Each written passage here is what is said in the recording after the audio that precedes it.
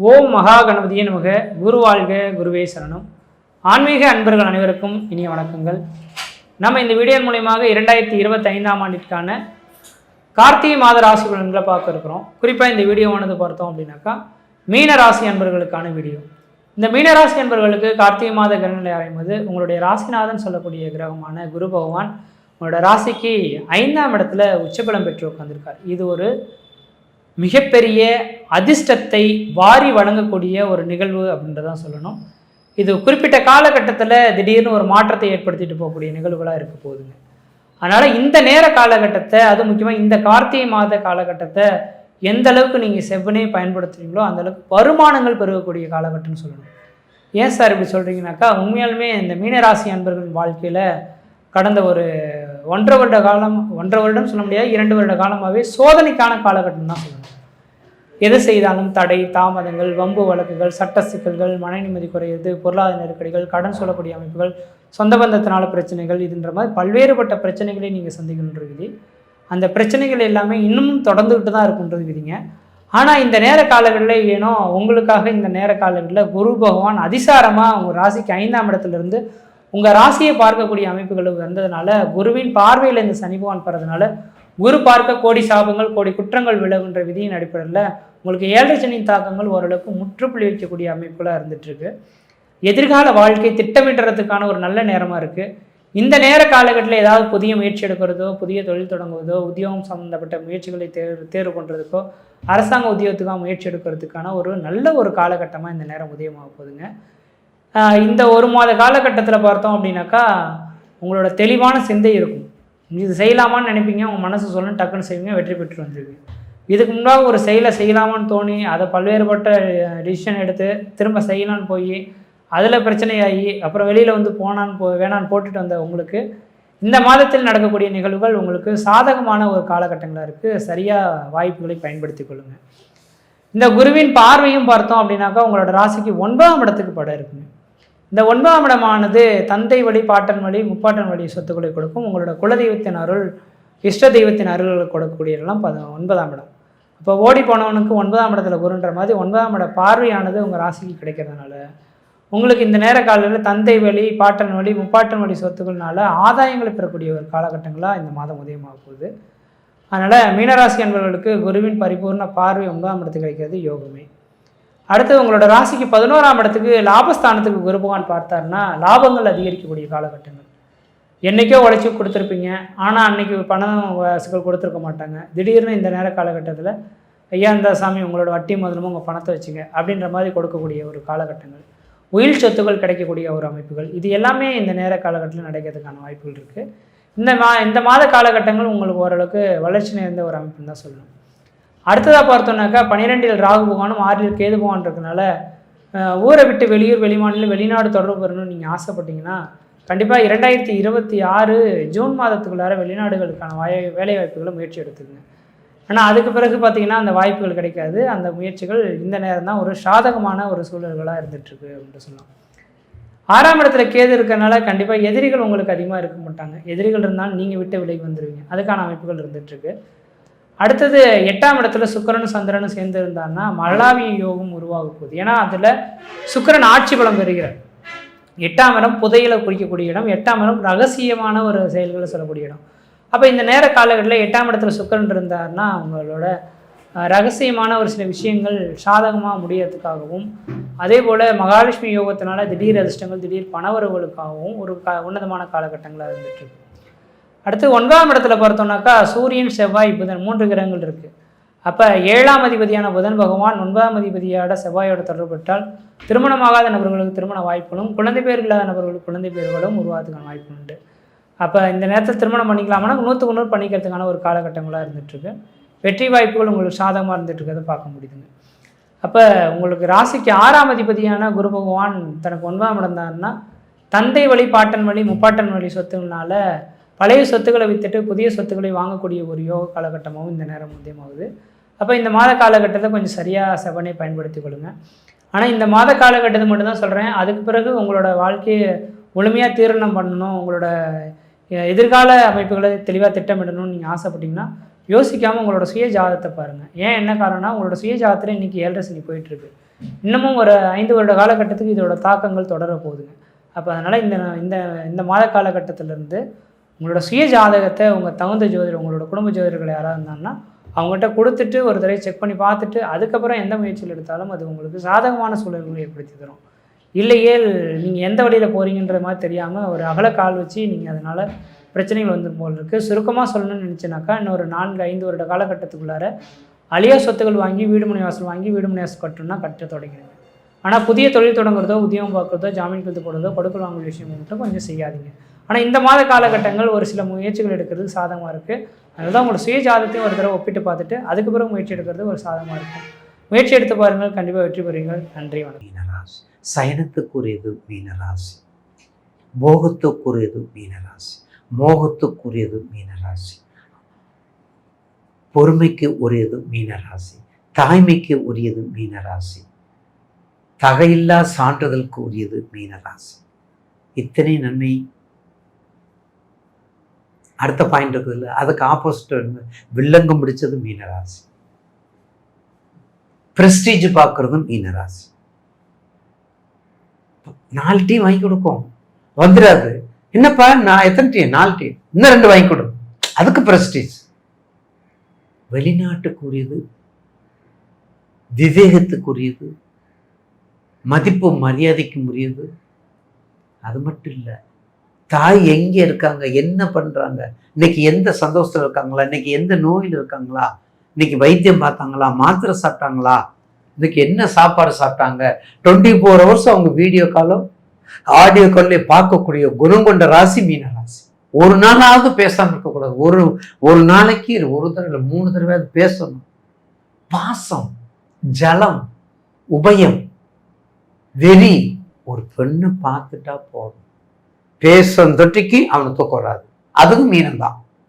ஏன்னா உபயம் இல்லை, நீர் இல்லை, நீர் திரும்பல, பார்க்கலாம் நீர் திரும்பல. அப்படிப்பட்ட ராசி தான் மீனராசி.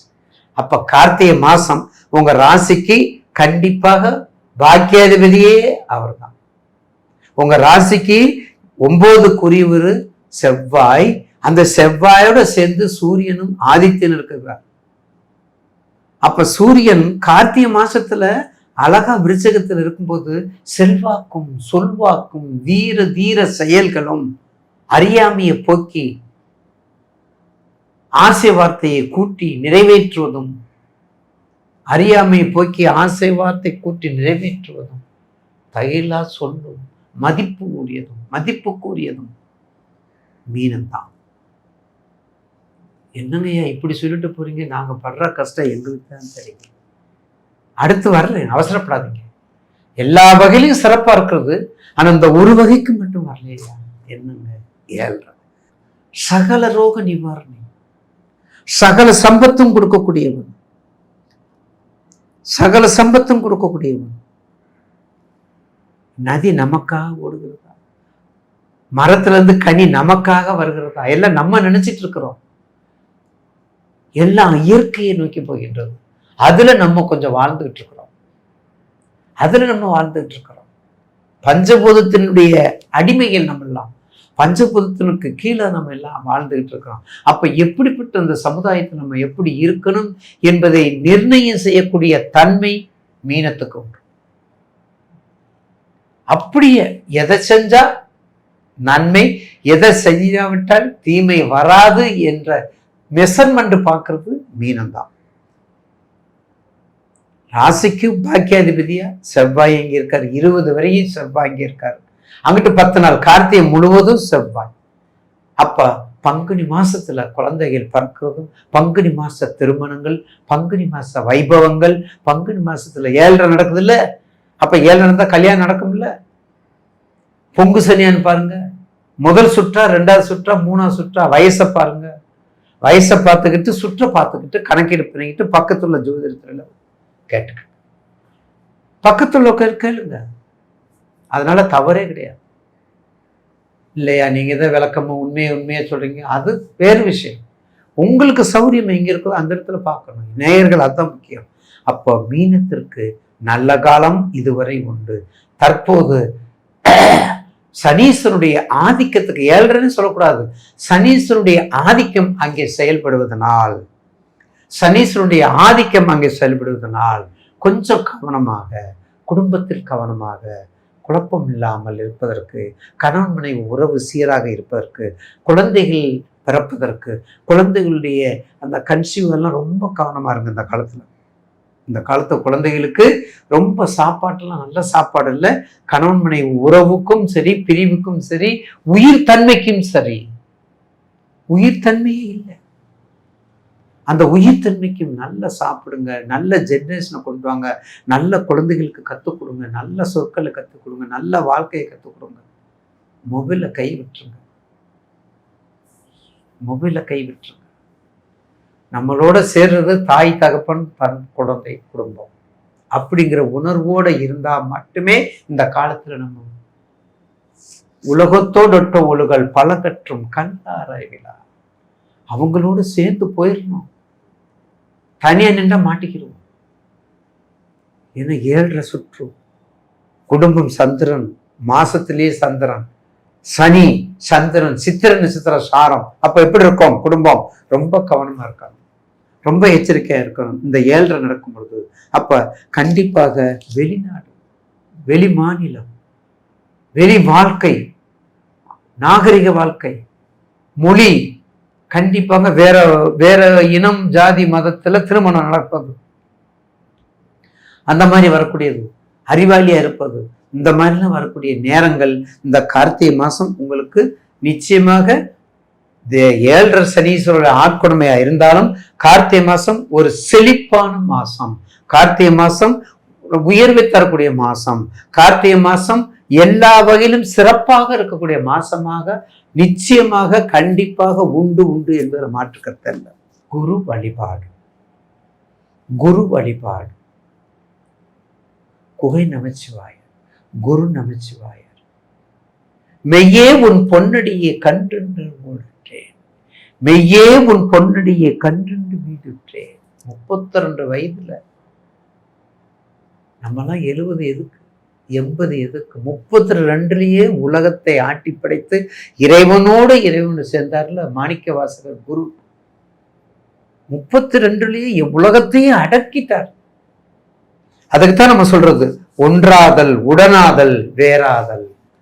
ஒன்றாதல், உடனாதல், வேறாதல் என்ற சூட்சமத்தை மக்கள் எல்லாத்துக்கும் போதித்து நிச்சயமாக ஆற்றலுக்கும், அறிவுக்கும், ஞானத்துக்கும், மதிப்புக்கும், ஒழுக்கத்துக்கும் உரிய மீனராசி நேயர்களுக்கு எல்லா கஷ்டமும் நீங்குவதற்கு குருமார்கள் வழிபாடை செய்து கொள்ளுமாறு மிக பணிவுடன் வணங்கி, தனம் தரும், கல்வி தரும், ஒரு நாளும் தலைவரையா மனம் தரும், தெய்வ வடிவம் தரும், நெஞ்சில் வஞ்சமில்லா இனம் தரும், நல்லெண்ணெய் எல்லாம் தரும் மேசட்டு மீனராசி என்று கூறி விடைபெறுகிறேன். நன்றி, வணக்கம். மீனராசி நேயர்களே, மீன ராசியில பிறந்தவங்களுக்கு இந்த கார்த்திகை மாதம் என்னென்ன மாற்றங்களை கொடுக்க போறாரு அதை பத்தி தான் இந்த காணொலியில பார்த்துட்டு இருக்கிறேங்க. பொதுவாகவே அதாவது பார்த்துட்டீங்க அப்படின்னா மீன ராசியாதிபதி குரு பகவான். அதாவது உங்களுடைய ராசியாதிபதி குரு பகவான் 91 டிகிரியில இன்னைக்கு கடக ராசியில, அதாவது தன்னுடைய மனைவியுடைய வீட்டில் கடக ராசியில, அதே மாதிரி பார்த்தீங்கன்னா புனர்பூச நட்சத்திரம் 4ஆம் பாதத்துல தன் சொந்த நட்சத்திரத்திலேயே குரு பகவான் ஆட்சியா உட்காந்துரு, அதாவது உச்சமா உட்காந்துருக்கிறார்.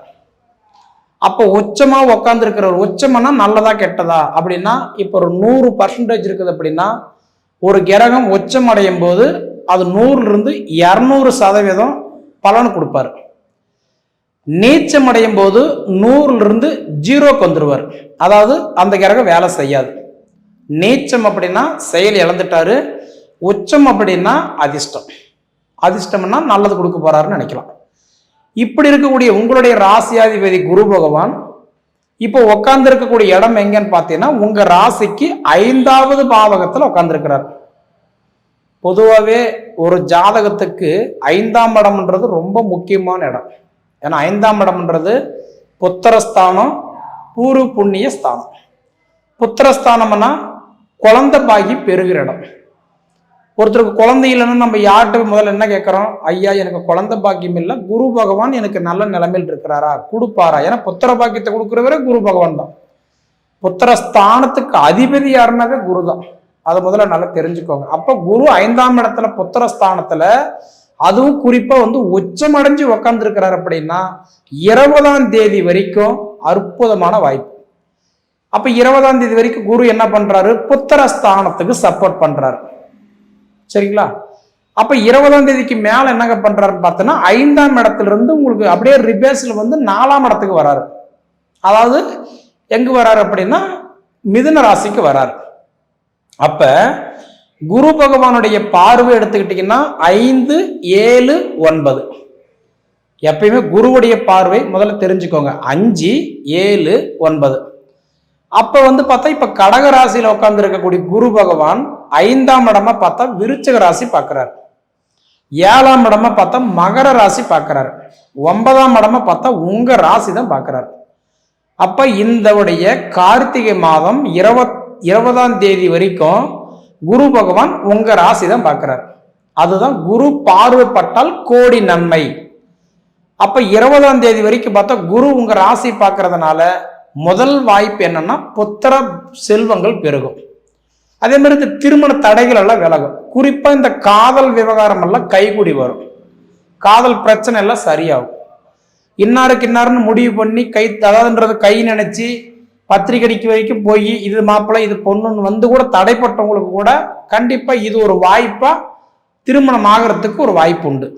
அப்ப உங்களுடைய ராசியாதிபதி கடக ராசியிலிருந்து உங்க ராசியை 9ஆம் இடமா பாக்கியஸ்தானமா பார்க்கிறார். குழந்தை பாக்கியம் கிடைச்சிடாதுங்களா? திருமண பாக்கியம் கிடைச்சிடாதா? சொந்த வீட்டுல உட்கார்ற பாக்கியம் கிடைக்காதா? சொந்தமா பார்த்தாலும் எனக்கு தொழில் வைக்க மாட்டோமா, பாக்கியம் கிடைச்சிடா? இந்த மாதிரி பார்த்தீங்கன்னா ஒரு அதிர்ஷ்டம் எல்லாமே 9ஆம் இடம் தான். அப்போ 9ஆம் இடமா குரு உங்க ராசி பார்க்கிறாரு. குரு டைரக்டா உங்க ராசி 9ஆம் இடமா பார்க்கிறாரு. அப்ப நான் சொல்ற மாதிரி திருமணம், புத்திர பாக்கியம், தொழில், 2வது பார்த்தீங்கன்னா உங்களுக்கு வளர்ச்சி, இது எல்லாமே உங்களுக்கு நல்லா இருக்கும். அப்ப நான் சொல்றது 20ஆம் தேதி வரைக்கும் உங்களுக்கு இது சூப்பரா இருக்கும். சரிங்களா? அப்ப 20ஆம் தேதிக்கு மேல பாத்தீங்க அப்படின்னா அவர் கட்டன்றது மிதுன ராசிக்கு வந்துட்டார் அப்படின்னா உங்களோட ராசிக்கு 4ஆம் இடம் சுகஸ்தானத்துக்கு போயிட்டார் அப்படின்னா உடல் ஆரோக்கியம் மேம்படும். அதாவது நிறைய பேருக்கு பார்த்தா இந்த எலும்பு தேய்மானம், நரம்பு பிரச்சனை, 2வது ஸ்கின் அலர்ஜி, இந்த மாதிரி பார்த்தீங்க அப்படின்னா உடல் உபாதி இருந்தது அப்படின்னா அதெல்லாம் உங்களுக்கு ஓரளவுக்கு சரி பண்ணாலும் ஓரளவுக்கு ஆயிடும். ஏன்னா அந்த 10 நாள் பார்த்தீங்கன்னா சுகஸ்தானத்துக்கு குரு வரதுனால ஓரளவுக்கு நல்லா இருக்கும். சரிங்களா? 20 தேதி வரைக்கும் வாழ்வாதாரம் நல்லா இருக்கும். அந்த 10 நாள் பார்த்தீங்க அப்படின்னா உங்களுக்கு ஹெல்த் நல்லா இருக்கும். அதே மாதிரி இந்த மண்மனை இடம் பிரச்சனை எல்லாம் சால்வ் ஆகும். சரிங்களா? ஏன்னா 4ஆம் இடம் மனிதனுக்கு வலுக்கும் போதுதான் இந்த இடம் பிரச்சனை எல்லாம் தீரும். கிரையமாகிறது, இடம் வாங்குறது, அதாவது ஆல்ட்ரேஷன் பண்றது, புதுப்பிக்கிறது, இது மாதிரி விஷயங்கள் எல்லாம் பண்ண முடியும். அப்ப எப்படி பார்த்தாலும் உங்களுக்கு குரு இந்த மாசம் உங்களுக்கு சாதகமாக தான் உட்கார்ந்துருக்கிறார். அது எந்த காலத்தை கொண்டு மாற்றம் இல்லை. அடுத்தது பார்த்துட்டீங்க அப்படின்னா உங்களுக்கு செவ்வாய் 9ல் உட்காந்துருக்கிறார். அப்ப செவ்வாய் 9ஆம் இடத்துல உட்காந்துருக்கிறாருன்னா 21 தேதி வரைக்கும் செவ்வாய் தன் சொந்த வீட்டுல ஆட்சியா உட்காந்துருக்கிறார். நம்ம என்ன சொன்னேன்? 9ஆம் இடம்ன்றது பாக்கியஸ்தானம். அப்ப 21 தேதி வரைக்கும் பார்த்தா செவ்வாய் தன் சொந்த வீட்டுல பாக்கியஸ்தானத்தில் இருக்கிறதுனால கண்டிப்பா உங்களுக்கு இந்த கடன் பிரச்சனை கண்டிப்பா சரியா. ஒரு மனிதனுக்கு செவ்வாய் கிரகம் நல்லா போய் உட்காரும் போது கடன் பிரச்சனை முதல்ல குறையுது, கடன் தீருது, கடன் பிரச்சனைக்கு ஏதோ ஒரு வழி கிடைக்குது, அதுல இருந்து ஏதோ மீண்டு வரத்துக்கு ஏதோ ஒரு சொல்யூஷன் நமக்கு கண்டிப்பா கிடைக்கும். தொழிலில் ஏற்பட்ட கஷ்டம், குடும்பத்துல ஏற்பட்ட கஷ்டம், பணம் பரிமாற்றம், கொடுத்தது வரல, வாங்கினதை கட்ட முடியல, வச்சது திருப்ப முடியல, இது எல்லாமே 21 தேதிக்குள்ளாரே உங்களுக்கு ஓரளவுக்கு நல்லா இருக்கு. 21 தேதிக்கு மேல பார்த்தா அப்படின்னா செவ்வாய் உங்களுக்கு அடுத்தது பார்த்தீங்கன்னா 10ஆம் இடத்துக்கு போயிடுவார். அதுல ஒரு 9 நாள். அப்ப தொழிலுக்கு உங்களுக்கு சப்போர்ட் பண்றாரு. 10ஆம் இடம்னா சுய தொழில், சொந்த தொழில். அப்ப சொந்த தொழில் பண்றவங்களுக்கு இந்த செவ்வாய் பகவான் சப்போர்ட் பண்றாரு. சரிங்களா? அடுத்தபடி பார்த்தீங்க அப்படின்னா உங்களுக்கு சுக்கிரன் 8ஆம் இடத்துல இருக்கிறார். அப்ப 8ஆம் இடத்துல, ஏன்னா 8ஆம் இடம்ன்றது மனைவி ஸ்தானம், அதாவது ஆயுள் ஸ்தானமா இருந்தாலும் சுக்கிரன்னா மனைவி. அப்ப பொதுவாக பார்த்தீங்கன்னா 8ஆம் இடம் அதாவதுன்றது பார்த்தீங்கன்னா 6, 8, 12 இந்த 3 கிரகம் வேலை செய்யாது. அப்ப 8ஆம் இடத்துல சுக்கிரன் போய் உட்காரும் போது என்ன பண்ணுவோம்னா கணவன் மனைவிக்குள்ளார வாதத்தை கொடுத்துட்றோம். சண்டை, சங்கடம், பிரிவினை, நீ என்ன சொல்றது நான் என்ன கேட்கறது, அதாவது ஒரு வாரத்துல 7 நாள்ல பார்த்தீங்கன்னா 4 நாள் சண்டை போட்டுக்கிறது.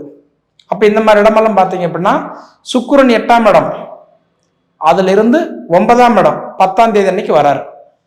அடுத்தது வந்து துலா ராசியில இருந்து தன் சொந்த வீட்டுல ஆட்சியா இருந்து செவ்வாய் வீட்டுக்கு வராரு, விருச்சிக ராசிக்கு வராரு. அது உங்களுக்கு ரொம்ப பலம். அப்ப மனைவிக்கு தொழில் மாற்றம் கொடுப்பாரு, உடல் பிரச்சனை தீரும். ரெண்டாவது அவங்களுக்கு ஏதாவது உடல் சார்ந்த விஷயங்கள் ஏதாவது இருந்தால் கண்டிப்பா சரியாகும். அவங்க வேலைக்கு போயிட்டு இருந்தாங்க அப்படின்னா நிச்சயமா வேலை வாய்ப்புல ஒரு முன்னேற்றம் கண்டிப்பா பார்க்கலாம். அதே மாதிரி இந்த வண்டி வாகனம் வாங்கணும்னு நினைக்கிறவங்களுக்கெல்லாம், அதாவது நான் சொன்ன மாதிரி 10 தேதிக்கு மேல நீங்க முயற்சி எடுத்தீங்கன்னா நீங்க வாங்கலாம், புதுப்பிக்கலாம், ஆல்ட்ரேஷன் பண்ணலாம், அதுக்கு வாய்ப்பு உண்டு. அப்ப இது தவிர பார்த்தீங்க அப்படின்னா உங்களுக்கு புதன் அவரும் 9ஆம் இடத்துல தான் இருக்கிறாரு. ஆனா உங்களுக்கு 7 தேதி வரைக்கும் தான் நல்லா இருக்கும். ஏன்னா 7 தேதி வரைக்கும் புதன் 9ஆம் இடத்துல இருக்கிறார். அப்ப 7ஆம் தேதிக்கு மேல பாத்தீங்கன்னா அவர் வந்து வக்கரத்துல பின்னாடி போறாரு, 9ஆம் இடத்துல இருந்து 8ஆம் இடம் போறாரு. அப்ப 8ஆம் இடத்துக்கு வந்து புதன் பகவான் போகும்போது என்ன பண்ணுவார்னா, அப்ப 8ஆம் இடம் 8லயும் கெட்டிடும் ராஜயோகம். அப்ப படிப்பு சார்ந்த விஷயங்களுக்கு மட்டும் நல்லா இருக்குமே தவிர மற்றபடி நமக்கு வந்து நிறைய குழப்பத்தை கொடுத்துருவார். மைண்ட் ஒரு ரிலாக்ஸா இருக்காது. குழப்பம் ஏதாவது நம்ம மனசுல போட்டு குழப்பிட்டே இருப்போம். இப்படியா அப்படியா, அது பண்ணலாமா இது பண்ணலாமா, செய்யலாமா வேண்டாமா, இது மாதிரி நிறைய குழப்பம் இருக்கும். அப்ப நான் சொல்றது 13 தேதிக்கு மேல அதுக்கப்புறம் நல்லா இருக்கும். அந்த வக்கர நிவர்த்தி அடைஞ்சிட்டாரு அப்படின்னா ஓரளவுக்கு உங்களுக்கு நல்லா இருக்கும். அதே சமயத்துல பாத்தீங்க அப்படின்னா சூரியன் இப்ப வந்து பாத்தீங்கன்னா 9ஆம் இடத்துல இருக்கிறார். பொதுவா மாத கிரகம்னு சொல்றது சூரிய பகவான் தான். ஒரு வீட்டுல முழுவதும் ஒரு மாசம் ஃபுல்லா உட்காரவர் யாருன்னா சூரியன் மட்டும்தான். அந்த சூரிய பகவான் இப்ப 9ஆம் இடத்துல இருக்கிறார். 9ஆம் இடம்ன்றது பாக்கியஸ்தானம். பொதுவா சூரியன் 9ஆம் இடத்துல இருக்கிறது, பாக்கியஸ்தானத்தில் இருக்கிறது, நம்ம சொன்ன மாதிரிதான் ஒவ்வொரு விஷயத்தையும் அது கூர்மையா அது உத்து கவனிக்கிறது யாருன்னா சூரியன் தான். அதாவதுன்றது வந்து சூரியன் பொறுத்த வரைக்கும் எட்வேட் ஸ்டேட்டஸ் பார்க்கிறவர், கௌரவத்தை பார்க்கிறவர். பொதுவாக அவர் வந்து எதை கொடுக்குறோம்னாலும் அதை அப்படியே கொடுத்துருவார், ஒரு போஸ்ட்மேன் மாதிரி. அப்படி பார்த்தா உங்களுக்கு சூரியன் வந்து 9ஆம் இடம். இது போல அடுத்தது 9ஆம் இடத்துக்கு வரணும்னா இன்னும் நீங்க 1 வருஷம் நீங்க வெயிட் பண்ணணும். 9ஆம் இடம்ன்றது பாக்கியஸ்தானம். நான் முன்னே சொன்னேன் 9ஆம் இடம் பாக்கியஸ்தானம் அப்படின்னா குழந்தை பாக்கியம், திருமண பாக்கியம், தொழில் பாக்கியம், சொந்த மண்மனையில உட்கார்ற பாக்கியம், வெளிநாடு போறதுக்கு உண்டான பாக்கியம், அந்த பிராப்தம் இருக்கணும். இப்ப உங்களுடைய இந்த பொது பலன்ல பாருங்க, உங்களுக்கு எல்லாமே நல்லா இருக்குது, ஒரு விஷயத்தை தவிர. அந்த ஒரு விஷயம் என்னங்க அப்படின்னு கேட்டீங்கன்னா, இப்ப சனி பகவான் உங்களுக்கு வக்கரத்துல இருக்கிறதுனால இந்த உடைய ஜென்ம சனி உங்களுக்கு வந்து கஷ்டத்தை கொடுக்கல. ஏன்னா இயல்புக்கு மாறாக அவர் வேலை செய்யறாரு, ரிபேஸ்ல வர்றாரு. இந்த கார்த்திகை மாசம் 12ஆம் தேதி சனி பகவான் வக்கரம் நிவர்த்தி ஆகிறார். அப்ப சனி வக்கரம் நிவர்த்தி அடைஞ்சிட்டாருன்னா அதுக்கு மேல என்ன பண்ணுவாருன்னா உங்களுக்கு இந்த ஜென்ம சனி ஆரம்பத்துல எப்படி உங்களுக்கு சிரமத்தை கொடுத்தாரோ அதே போல கொடுக்க ஆரம்பிச்சிருவாரு.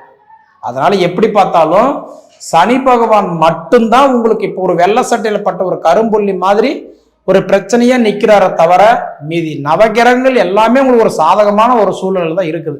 நான் சொன்ன மாதிரி முதல்ல குரு உச்சமடைஞ்சு நல்லதை பண்றாரு, 5ஆம் இடம் 4ஆம் இடம் இந்த 2 வீட்லயும் உட்கார்ந்து உங்களுக்கு பலன் கொடுக்கிறாரு. அதே மாதிரி வந்து 3 கிரகங்கள் செவ்வாய், புதன், சூரியன், இந்த 3 கிரகம் 9ஆம் இடம் பாக்கியஸ்தானத்துல இருந்து நல்லதை பண்றாரு. இது போக பார்த்தீங்க அப்படின்னா உங்களுக்கு வந்து அதாவதுன்றது வந்து பார்க்கும்போது சுக்கிரன் 8ல இருந்து 9ஆம் இடத்துக்கு அவரும் வந்துடுறாரு. இப்ப இது எல்லாமே உங்களுக்கு ஒரு ஃபேவரான விஷயம் தான். அப்ப சனி மட்டும்தானே உங்களுக்கு வந்து கட்டன்றது இந்த சனி வக்கர, மற்றவங்களுக்கு வந்து சனி வந்து வக்கர நிவர்த்தி ஆகிறது 4 ராசிக்காரர்களுக்கு நல்லா இருக்குது. ரிஷப ராசி, கடக ராசி, துலா ராசி, மகர ராசி, இந்த 4 ராசிக்காரங்களுக்கு வக்கர நிவர்த்தி ஆகிறது நல்லா இருக்குது. ஆனா வக்கர நிவர்த்தி ஆகிறது மேச ராசி, மிதுன ராசி, சிம்ம ராசி, கன்னி ராசி, தனுசு ராசி, கும்பராசி, மீன ராசி, இந்த 8 ராசிக்காரங்களுக்கு நல்லா இல்லை. ஏன்னா மீண்டும் அவர் இயல்பு நிலைக்கு வரும்போது அவருக்குண்டான ஒரு என்ன வேலையோ அந்த வேலை செய்ய ஆரம்பிச்சிருவார். அதனால் நான் உங்களுக்கு சொல்லிக்கிறது என்னன்னா, ஜென்மச்சனியில அசையாத சொத்து கடன் உடனே வாங்கியாவது சுபவரியம் பண்ணுங்க. முதல்ல தலைக்கு வர்றது தலைப்பா கூட போகும். முடிஞ்ச வரைக்கும் ஜாமீன் கையெழுத்து போடுறதோ, 10 ரூபா வாங்கி கொடுக்கறதோ, மற்றவங்களுக்கு டாக்குமெண்ட் அதாவது காசு பணம்னு எடுத்து கொடுக்கறதோ, நான் இருக்கிறேன்னு சொல்லிட்டு சப்போர்ட்டுக்கு போறதோ, இந்த மாதிரி தேவையில்லாத விஷயங்களை எல்லாம் அவாய்ட் பண்ணிருங்க. சரிங்களா? ஏன்னா ஜென்மச்சனி இருக்கிறதுல ரொம்ப மோசமான சனி. சுபவரியம் பண்ணனீங்கன்னா தலைக்கு வர்றது தலைப்பா கூட போகும். சரிங்களா? சரி நேயர்களே, உங்க பொன்னான நேரத்தை ஒதுக்கி இவ்வளவு நேரம் என்னோட காணொலியை நீங்க முழுமையா பார்த்ததுக்கு மனசார மனசுல இருந்து கேட்டுக்கிறனுங்க. நன்றி.